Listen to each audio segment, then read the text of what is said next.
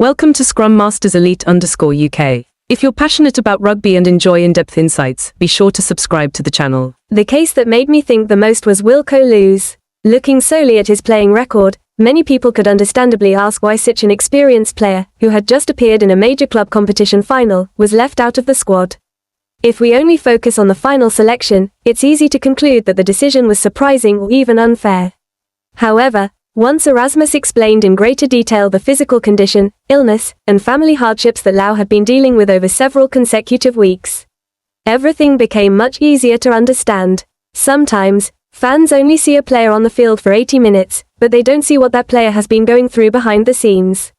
Professional athletes are human beings too. They have family members who become ill, they experience personal loss, and they carry significant emotional and mental burdens. These struggles are not always made public because many players choose to continue competing out of commitment to their clubs and their national team. That's why I found Erasmus' comments about Louw's circumstances particularly meaningful. They offered a more compassionate and human perspective rather than focusing solely on performance. Another decision that left a positive impression on me was Erasmus giving Zach Porthen an opportunity. He didn't select the young player simply to create a surprise. Instead, he based the decision on what he had consistently observed during training. According to Erasmus, Zach had performed exceptionally well in the scrum, demonstrated impressive mobility and pace, and fit the style of play the coaching staff believed would be most effective against a young, energetic England side. This shows that in a top-level national team, opportunities are not determined solely by reputation or years of experience. They are also earned through consistent performances in training every single day. I particularly admire the way Erasmus explained his decisions.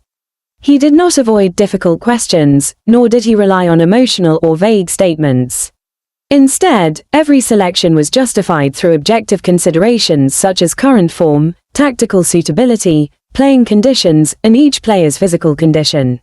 Whether fans agree with his choices or not, at least they can appreciate that the coaching staff carefully evaluated numerous factors before making the final decisions. Another aspect that I found disappointing was Riley Norton's injury. He had been expected to make his international debut after an impressive performance against the Barbarians.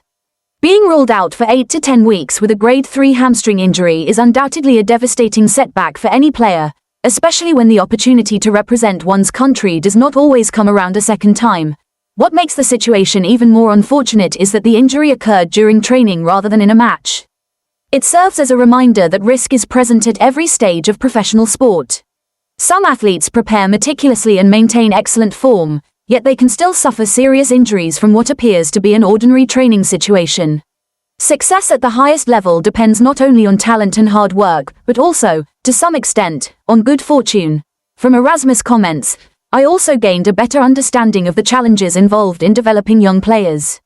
He pointed out that newcomers often try too hard to prove themselves as they compete for places in the squad, sometimes pushing their bodies beyond safe limits in an effort to keep up with the demanding intensity of international training. I think this is a very realistic observation. The desire to prove oneself is admirable, but without proper self-management, it can also lead to unfortunate consequences. Finding the right balance between determination and protecting one's body is an essential lesson for every young athlete. On the other hand, the fact that Cheslin Kolbe and Damian Willems are approaching their 50th test caps is something that deserves genuine admiration. Remaining a regular member of a fiercely competitive team, like the Springboks, for so many years, is an extraordinary achievement. Milestones like these reflect not only talent, but also resilience, professionalism, and the ability to maintain a high level of performance season after season. I also found it interesting how Erasmus has built a squad with considerable tactical flexibility. Having Pieter-Steph du Toit prepared to take on additional responsibilities when needed, while using Damian Willems as a versatile option capable of covering multiple positions, reflects the modern direction of rugby.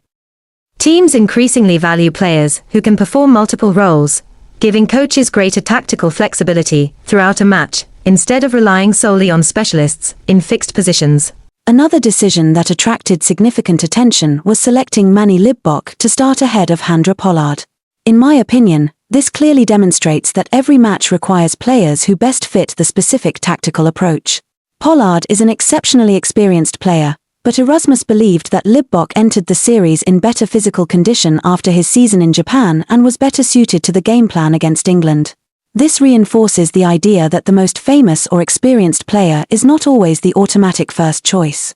What matters most is how well a player fits the tactical demands of a particular match. After listening to Erasmus' entire explanation, I came away with a very clear message. Building a great team is not simply about selecting the most talented individuals. It is about bringing together the right people at the right time. Some players may be performing exceptionally well but are not physically ready. Others may have less experience but fit the tactical plan better. Some need time to recover rather than continuing to play through exhaustion. Every decision represents a balance between immediate needs and long-term success. Personally, this also reminded me that in life and at work, effort does not always produce immediate results. Sometimes we have to take a step back in order to recover, regain our energy, and prepare ourselves for the next opportunity. Not being chosen at a particular moment does not mean that our value has disappeared.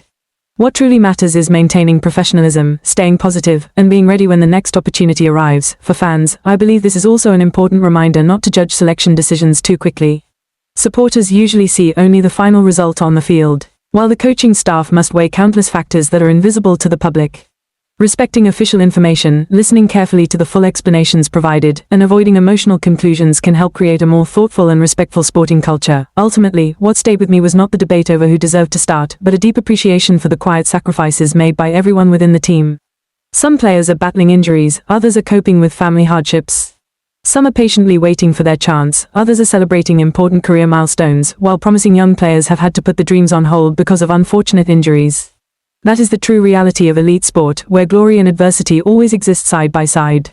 For that reason, rather than focusing solely on the outcome of a single match, I have come to appreciate even more the sacrifices, professionalism, and relentless commitment of every individual who contributes to the strength of the Springboks. Thank you for being part of the Scrum Masters Elite_UK community. We look forward to seeing you in the next video, where we'll share more meaningful insights and perspectives.